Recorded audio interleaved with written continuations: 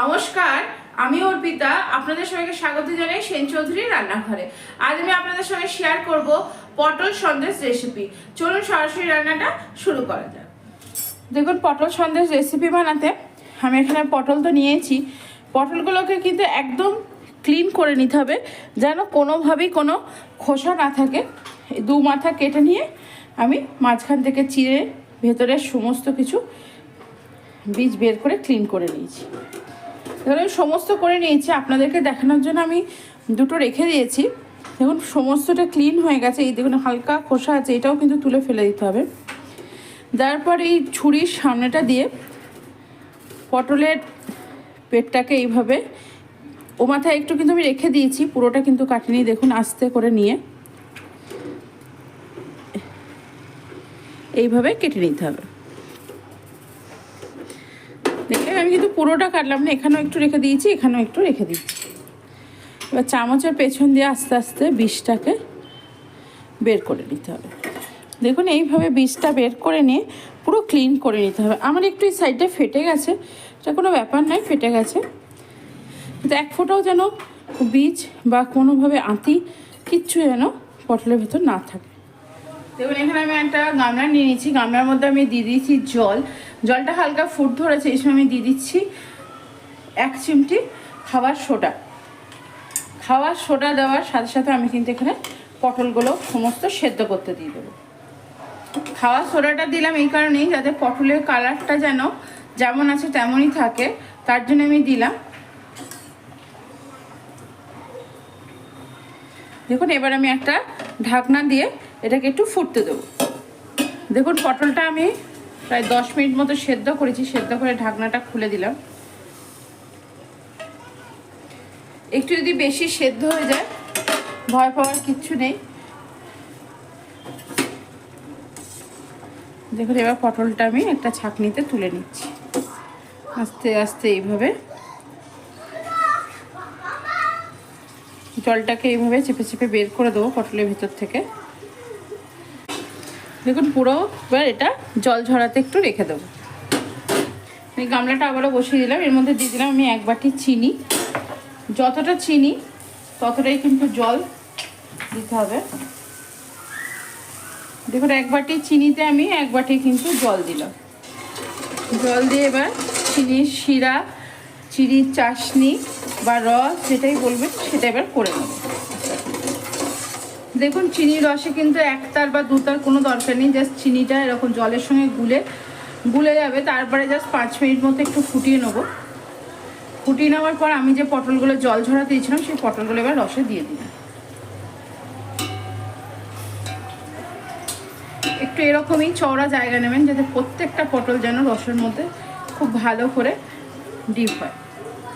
আর পটল কিন্তু আর সেদ্ধ হবে না, পটল এবার কিন্তু রসে যেই পড়ে যাবে পটল কিন্তু শক্ত হয়ে যাবে।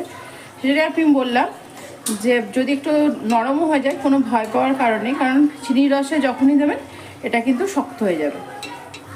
দেখুন, এবার এটা ঢাকা দিয়ে আমি এটা প্রায় 10 মিনিট মতো ফুটিয়ে নেবো, যাতে পটলের মধ্যে খুব সুন্দর করে মিষ্টিটা ঢুকে যায়। দেখুন, আমি চিনির রসটাকে একটা অন্য ওভেনে শিফট করে দিয়েছি। আর ওই বড় ওভেনে আমি একটা কড়াই বসিয়ে দিলাম। কড়াইটা আমার গরম হয়ে গেছে। এবার কড়াইয়ের মধ্যে আমি দিয়ে দেবো খোয়া ক্ষীর। গ্যাসের ফ্লেমটা কিন্তু আমি কমিয়ে দেবো। কমিয়ে দিয়ে খোয়া ক্ষীরটাকে আস্তে আস্তে এবার গলতে দেবো। দেখুন, এবার খোয়া ক্ষীরটার মধ্যে আমি দিয়ে দিচ্ছি অল্প একটু দুধ। দেখুন, আমার এটা খুব সুন্দরভাবে মেল্ট হয়ে গেছে। এবার আমি দিয়ে দিচ্ছি কুচি রাখা কাজু, দিয়ে দিচ্ছি একটুখানি ওয়াটারমেলন সিড বা চারমগজ, দিয়ে দিচ্ছি এখানে কিশমিশ কুচি কুচি করে কেটে রাখা। আমি এখানে মাপটা বলছি না, আপনারা আপনাদের পছন্দ মতো দেবেন, কোনোটা বাড়িয়ে বা কমিয়ে যেরকম আপনাদের পছন্দ। আর দিয়ে দিচ্ছি চিনি। এই চিনি মাপটাও বললাম না, চিনিটাও কিন্তু যে যা নিজের স্বাদ অনুযায়ী দেবেন। ক্ষীরটা কিন্তু আমার এখনও হয়নি, আমি আপনাদেরকে জাস্ট এটা দেখানোর জন্য একটু নামিয়ে রাখলাম।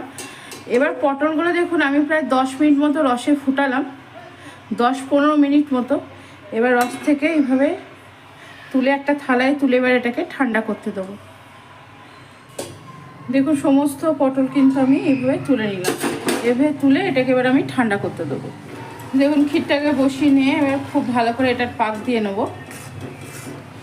অন্যদিকে কিন্তু পটলগুলো আমি তুলে ঠান্ডা করতে দিলাম। দেখুন ক্ষীরের পাকটাও কিন্তু আমার খুব সুন্দর করে হয়ে গেছে, খুব সুন্দর হয়ে গেছে। এবার এটা কিন্তু ঠান্ডা হয়ে গেলে একদম পারফেক্ট হয়ে যাবে। দেখুন আমার ক্ষীরের পাকটা খুব সুন্দর করে হয়ে গেছে। এবার ঠান্ডা হয়ে গেলে একদম পারফেক্ট এসে যাবে, এই আরও একটু টাইট হবে। এবারে গ্যাসের ফ্লেমটা আমি অফ করে দিয়ে ক্ষীরটাকে গরম করাই কিন্তু আমি রেখে দেবো। গরম করে রেখে আমি একটু ঠান্ডা করব। ঠান্ডা করার পর আবার আপনাদের সঙ্গে আমার কথা হচ্ছে। দেখুন এখানে পটলগুলোও ঠান্ডা হয়ে গেছে, আবার আমার পুরটাও ঠান্ডা হয়ে গেছে। এবার আমি এই পটলগুলো নেব, নিয়ে এবার এইভাবে দিয়ে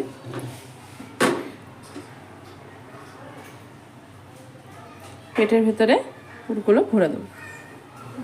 রেখে দিলাম। আরও একটা ওই পেটটাকে দিয়ে একটু ইয়ে করে